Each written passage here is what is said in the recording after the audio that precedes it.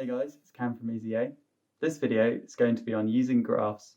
So let's get started. Real-world graphs are useful in many situations. Here's a graph published by Supercars, which tells you the price it costs to rent a car for a certain number of days. Let's look at the price for 10 days. We can draw a line and find that it costs £250. Another company, Rent Express, sets their prices using this equation. Let's find which is cheaper for 7 days. To do this, plot this equation on the graph, and we can see that Rent Express is cheaper, costing £170 for 7 days.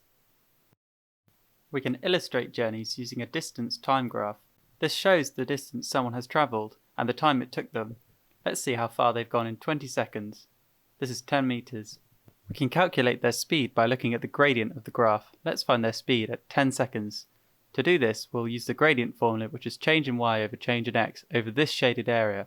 I've chosen this area as the gradient doesn't change throughout. You'll be expected to know the difference between distance and displacement. Displacement is the distance from a certain point and can be negative. Walking somewhere and then walking back to where you started is a displacement of 0 but a non-zero distance. We can create a speed time graph from a distance time graph by taking the gradient. The area under the speed time graph is the distance. Let's work out the distance by splitting the graph up into multiple rectangles. I've split the graph up into 3 rectangles. Then, let's calculate the area of each of the rectangles. We can see that the area of each rectangle is 10 meters, so this gives a total distance of 30 meters, which is what the distance time graph said earlier.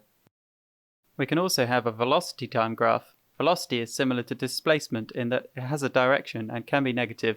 The gradient of this and the speed time graph is the acceleration, and the area under the curve here is the displacement.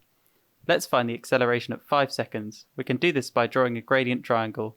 Then, let's find the acceleration at 25 seconds.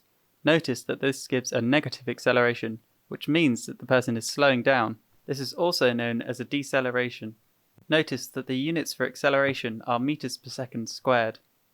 At higher level, you'll need to be able to use graphs that aren't straight lines. Let's find the gradient, or acceleration, at 1 second. To do this, draw a tangent which is parallel to the graph at this point. Then, use the gradient formula to find the gradient of this tangent to get the acceleration. To get the area under the graph, or displacement, let's split the graph up into trapeziums. We can then use the formula for the area of a trapezium to calculate the area under the graph. Remember that this is just an estimate for the area under the graph. The more trapeziums we use, the more accurate it will be, but it will take longer. Adding up the area of the trapeziums shows that our estimate is pretty close to the actual answer. Thank you for watching this EasyA Maths recap video. Check out our YouTube channel for more maths recaps, or get the EasyA app on the Apple and Android app stores to get unlimited on-demand maths tutoring right from your smartphone.